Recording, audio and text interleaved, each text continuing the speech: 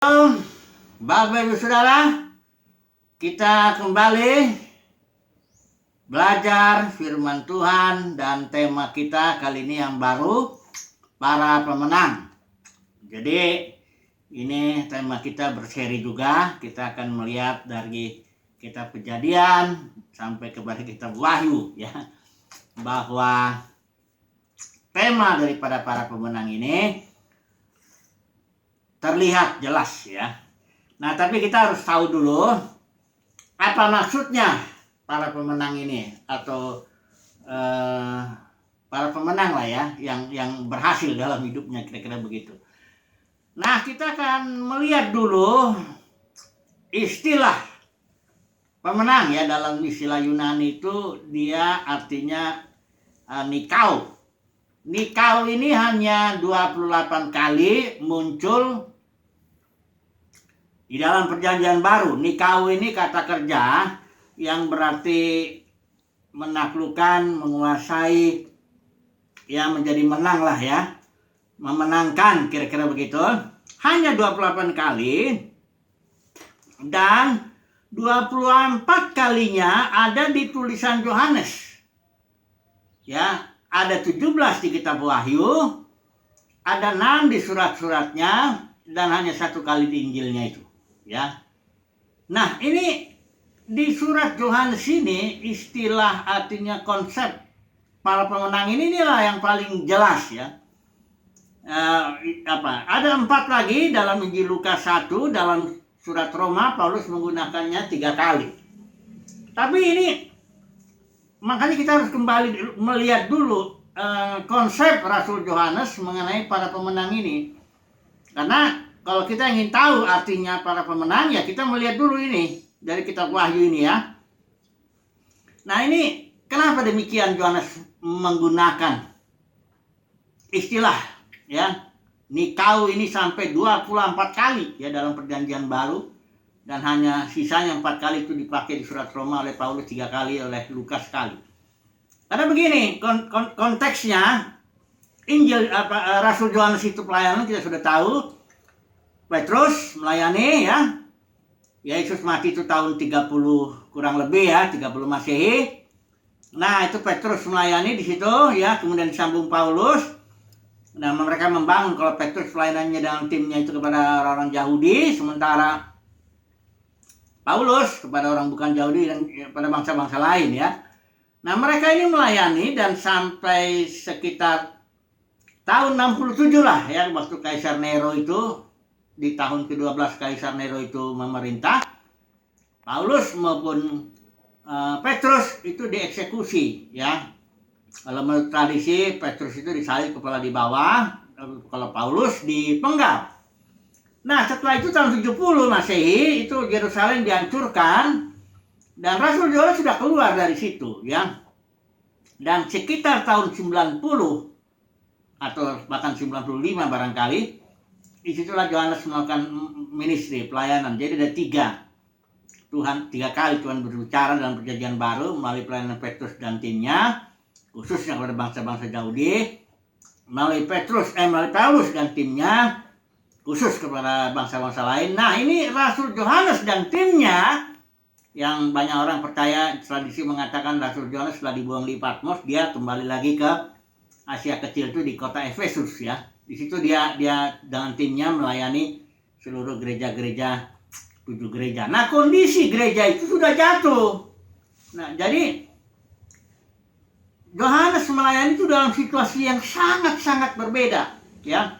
Kalau Yohanes bilang saya penatua, itu penatua bukan berarti dia bisa menggembalakan jemaat semaunya, karena dia ternyata ditentang oleh Diotrefes ya. Dia enggak punya otoritas kayak penatua yang Paulus tetapkan di zaman sebelum gereja jatuh ya.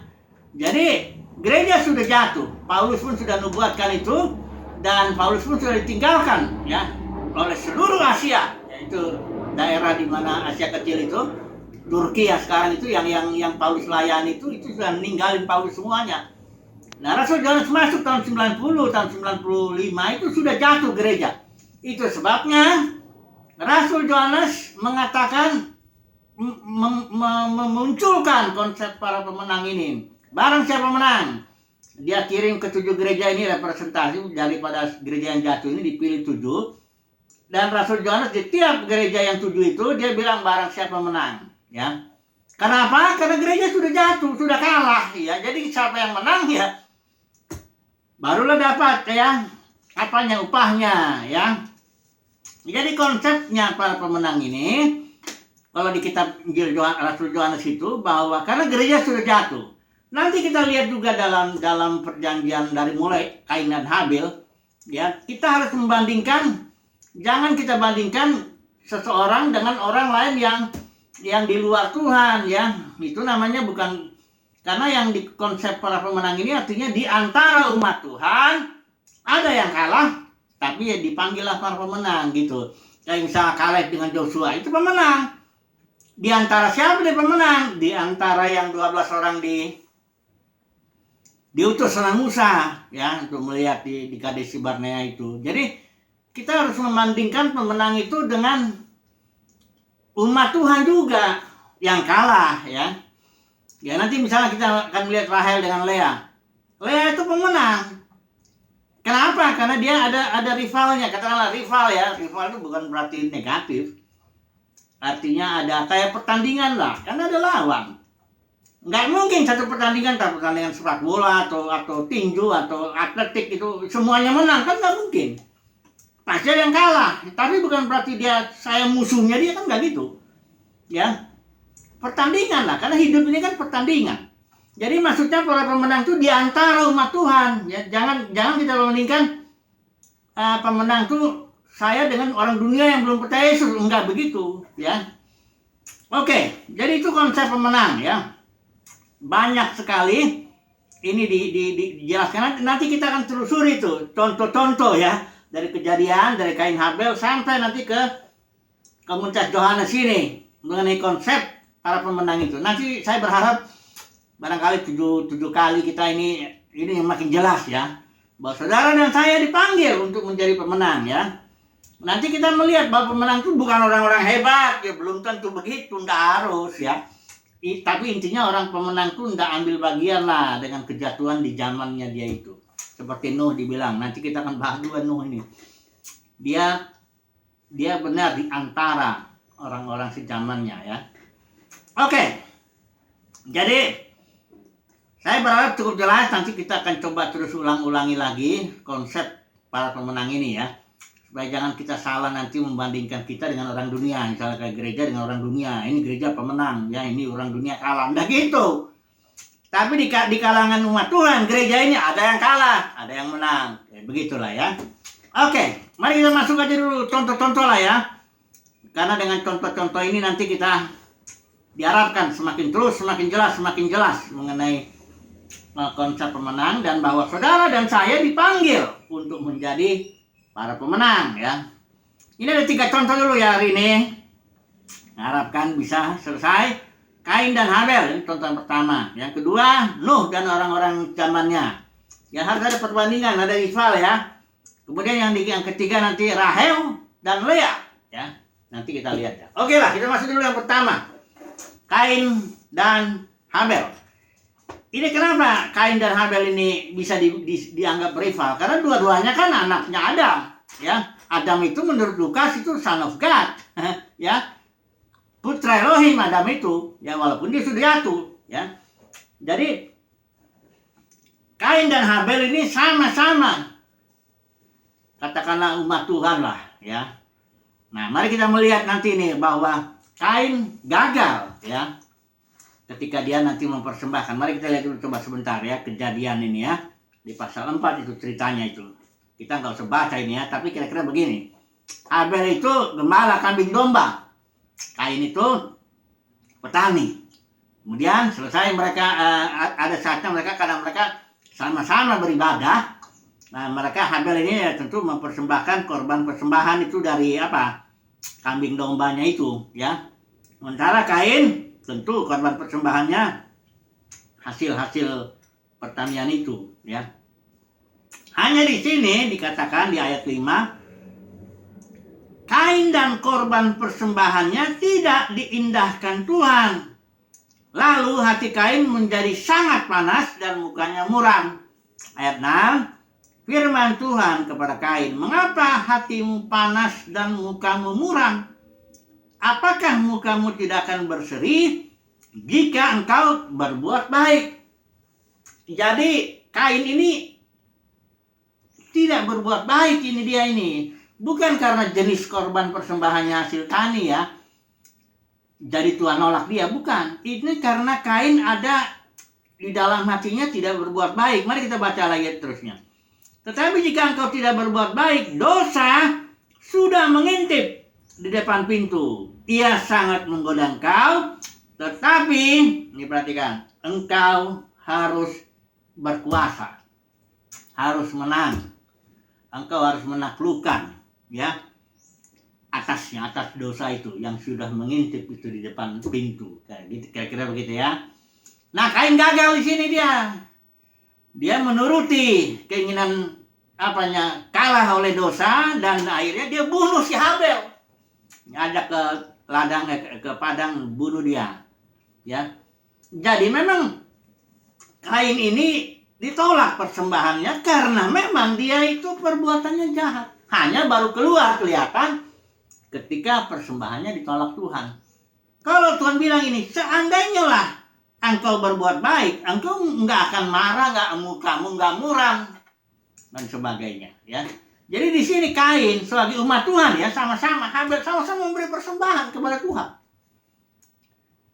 Di sini Kain gagal, dia menguasai diri katakanlah atau berperang dengan dosa yang mengintip dalam dirinya itu, dan dia bunuh si Habel ini. Jadi dia kalah ya, sementara Habel ini pemenang. Makanya di dalam pahlawan iman di Ibrani ini Habel ini menang dalam arti pertama dia memang orang yang baik lah katakan begitu ya, dia tidak memiliki kejahatan seperti Kain. Yang kedua karena imannya ini, dia punya iman. Di sini ya pasal 11 Ibrani ya, dibilang di sini dibilang ayat 4, karena iman Habel telah mempersembahkan kepada Allah korban yang lebih baik daripada korban Kain. Jadi karena iman, bukan karena jenis korbannya itu, yang Kain ini domba, yang ini hasil tani, bukan itu. Tapi karena iman maka Habel berkenan. Bahkan dikatakan di sini dengan bahkan setelah karena iman ia masih berbicara sesudah ia mati. Maksudnya darah waktu si Kain dibunuh, darahnya Habel ini berteriak kepada Tuhan, minta keadilan, kira-kira begitu. Ya, darah itu minta keadilan lah. Itu suatu tindakan iman, minta keadilan Tuhan. Jadi tidak mau bertindak sendiri untuk mencari keadilan. Daud pernah bikin begitu. Waktu si Nabal itu macam-macam dia tersinggung nih Daud, nah dia mau hajar itu ya. Si Abigail ini bilang, puji Tuhan dicegah sama Abigail kan, jangan mencari keadilan dengan tindakan sendiri, serahkan kepada Tuhan. Ya Habel itu begitu, dia berteriak minta keadilan ya. Bahkan di kitab Wahyu itu ada orang-orang kudus itu yang darahnya tertumpah ya, dia berteriak, kapan Tuhan engkau menghakimi orang-orang yang sudah istilahnya membunuh kami ya. Jadi minta keadilan dari Tuhan itu suatu tindakan iman ya. Nah, bukan bertindak atas kekuatan sendiri untuk mencari keadilan, tidak. Jadi Kain ini kalah ya. Habel itu pemenang. Antara umat Tuhan ya, selalu ya. Kita kalau bicara pemenang itu berarti pemenang di dalam konteks umat Tuhan. Jadi umat Tuhan itu ada yang kalah. Nah ini dia, banyak orang nggak percaya ini. Masa sih umat Tuhan kalah loh. Nanti saya tunjukin dari Kejadian sampai Wahyu. Bukan cuma contoh, ajarannya pun jelas bahwa ada yang kalah. Ketika Yohanes bilang, barang siapa menang, ya kepada gereja ya. Tadinya sebelum Yohanes itu gereja bilang gini, barang siapa percaya, ya. Jangan percaya Yesus. Tapi setelah gereja jatuh, Yohanes bilang, barang siapa menang. Karena memang ada yang kalah. Jadi, Kain ini kalah, Habel menang. Karena apa? karena iman. Ya, Habel imanlah yang membuat dia bisa korbannya berkenan. Iman juga yang membuat dia bisa berbicara setelah mati, minta keadilan Tuhan. Oke.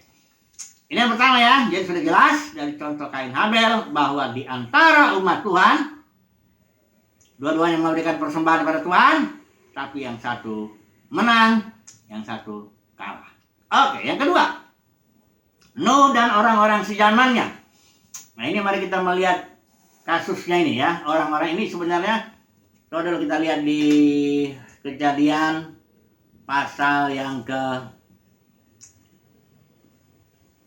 mulai dari sini ya. Di sini setelah Kain dan Habel itu Kain dihukum, dia melari menjauh dari Tuhan, itu Kain ya. Dia menjauh dari Tuhan. Dan Kain sebenarnya hebat perbuatan Kain itu, dia membangun peradaban manusia. Ini dia punya keturunan itu ada namanya itu Yabal ya. Dialah bapak orang yang diam dalam kemah ya, memelihara ternak. Kemudian ada lagi nama adiknya Yabal, dia menjadi bapak semua orang yang mainkan kecapi, suling. Ada juga satu lagi Jilah juga melahirkan anak namanya Tubal Kain, bapak semua tukang tembaga, perindustrian, musik ya, peternakan, semuanya itu berasal dari keturunan Kain. Jadi Kain ini perbuatannya bagus lah, membangun peradaban manusia. Walaupun dia hidup menjauh dari Tuhan. Jadi makanya saudara jangan nilai kalau orang yang kalah itu kalau orang yang kalah itu berarti nggak ada perbuatannya yang hebat. Belum tentu, justru barangkali orang-orang yang kalah ini yang sudah jauh dari Tuhan ini bisa membangun sesuatu yang hebat ya, bagi yang kelihatan secara mata jasmani manusia hebat sekali dia ya. Tapi sebenarnya dia sudah kalah karena sudah menjauh dari Tuhan, kan gitu. Sementara keturunan yang menang ini keturunan Set. Setelah Habel mati, Adam punya anak lagi, Set namanya. Nah, ini dia pasal 5 keturunan Set ini. Ini keturunan orang-orang yang berfellowship dengan Tuhan. Ini ada Henok ya, keturunan salah satu hidup, dia memperanakan Henok ini hidup bergaul dengan Allah selama 300 tahun dan sebagainya ya. Jadi dari keturunan pasal 5 ini keturunan Set ini adalah keturunan yang baik. Tapi perbuatannya tidak jelas kelihatan. Hanya tapi fellowship-nya itu dengan Tuhan tuh bagus. Bergaul dengan Tuhan lah, kira-kira begitu ya. Nah dari keturunan inilah lahir Nuh. Dan dia punya anak Sem, Ham, dan Jafet. Nah kemudian ada pasal 6. Nah ini yang saya sudah singgung waktu itu penafsirannya. Ini anak-anak Allah ngelihat anak-anak manusia cantik-cantik dan mereka itu kawin campur. Nah, banyak orang bilang anak Allah ini itu malaikat. Oh dari mana malaikat? Malaikat kan gak kawin ngawin. Juga malaikat emangnya laki-laki ya.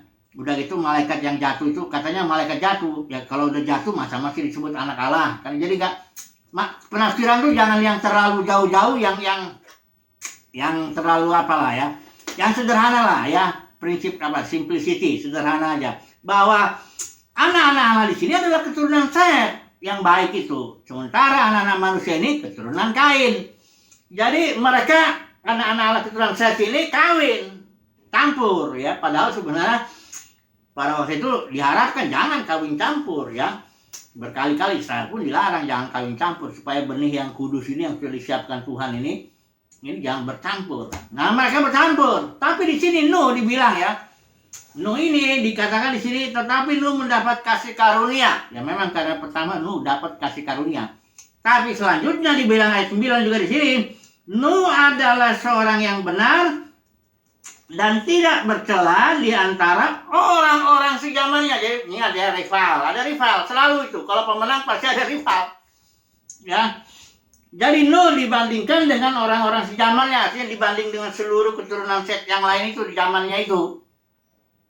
Artinya apa? Nuh itu tidak kawin campur dengan keturunan Kain. Jadi Nuh ini punya istri sama dengan dari keturunan Set juga. Dan dia punya anak Sem, Ham, dan Jafet. Ya.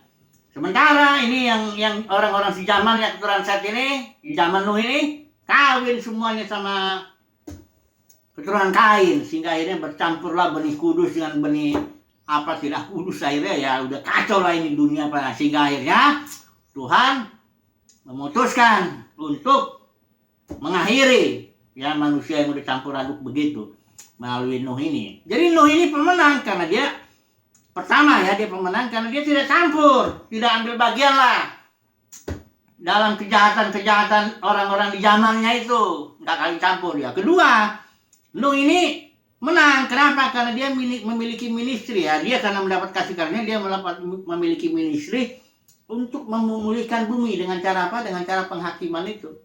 Karena Yesaya 26 ayat 9 mengatakan jika engkau menghakimi bumi, orang-orang bumi ini mengenal kebenaran. Positif ini. Air bah itu tidak akan positif itu. Penghakiman yang membuat orang-orang di bumi ini bisa mengenal kebenaran. Jadi Nuh ini melakukan satu ministry walaupun jenisnya penghakiman, membunuh itu semua orang itu. Tapi itu pemulihan ya. Jadi penghakiman itu ada sisi yang memang penghukumannya, tapi ada juga yang pemulihannya. Jadi Nuh ini pemenang. Ya. Nuh ini pemenang karena dia pertama ya, tidak melakukan dosa seperti orang-orang sejamannya. Bukan pemenang itu bukan sempurna ya. Ini jangan salah. Pemenang itu orang-orang yang tidak ambil bagian dalam dosa-dosa bangsanya, sebangsanya. Ya. Kedua, Nuh ini pemenang karena dia akhirnya dipercayakan satu ministry. Dipercayakan satu ministry untuk menghakimi bumi. Dalam arti selain menghukum, tapi juga memulihkan. Nah, oke lah, kita tunggu dulu ya. Rahel dan Lea besok aja lagi kita sambung nanti dengan. Pokoknya kita akan telusuri seluruhnya ini sampai nanti kita akan memiliki sampai nanti ke kita Wahyu, kita memiliki satu konsep ya, bahwa di antara umat Tuhan, ini ambil kesimpulan dulu sekarang. Di antara umat Tuhan ada yang kalah. Jangan salah, saudaraku. Nanti ini terlalu banyak orang menghibur, maksudnya betul juga sih. Kita ini pemenang katanya, tapi jadi membuat umat Tuhan jadi kayaknya kurang berjaga-jaga ya. Bahwa kemungkinan kalah itu ada. Loh, kata firman Tuhan banyak yang dipanggil, sedikit yang dipilih. Ya, di antara umat Tuhan itu pasti semua udah dipanggil lah, saya yakin lah. Saat ini lah dulu kita lihat lah. Gereja lah secara keseluruhan lah, umat Tuhan pasti dipanggil lah. Saya yakin sudah lahir baru, bahkan sudah penuh dengan karunia Roh Kudus, bahkan bukan melayani ke kemari ya. Lah, di Matius 7 itu ayat 21-23 itu kan tertulis. Dia bilang, Tuhan, bukankah kami sudah bernubuat demi namamu, bikin mujizat demi namamu, mengusir demi namamu. Tapi Tuhan bilang, aku nggak kenal kamu karena kamu nggak ikutin aturan. Ya, lawlessness. Jadi ini berita baik sebenarnya, bahwa di antara umat Tuhan ada yang kalah, ada yang menang. Kalau saudara memiliki telinga, saudara akan melihat, oh, berarti saya harus lebih sungguh-sungguh lagi lah, gitu ya. Nanti kita lihat prinsip pemenang itu sebenarnya apa. Yang dari sini kita sudah lihat bahwa iman, itu yang pertama. Dari kasus Kain dan Habel, ya, Habel itu iman. Dari kasus Nuh, ya memang dia orang yang mendapat kasih karunia, ya, kasih karunia. Tapi dia juga tidak ikut-ikutan, ya, dengan dosa-dosa orang-orang sejamannya. Inilah dulu ya kesimpulan kita. Para pemenang adalah orang-orang yang ada iman. Yang kedua, memang mendapat kasih karunia. Yang ketiga, tidak ambil bagian dalam dosa-dosa orang-orang sejamannya. Puji Tuhan, nanti besok kita sambung lagi. Haleluya. Amin.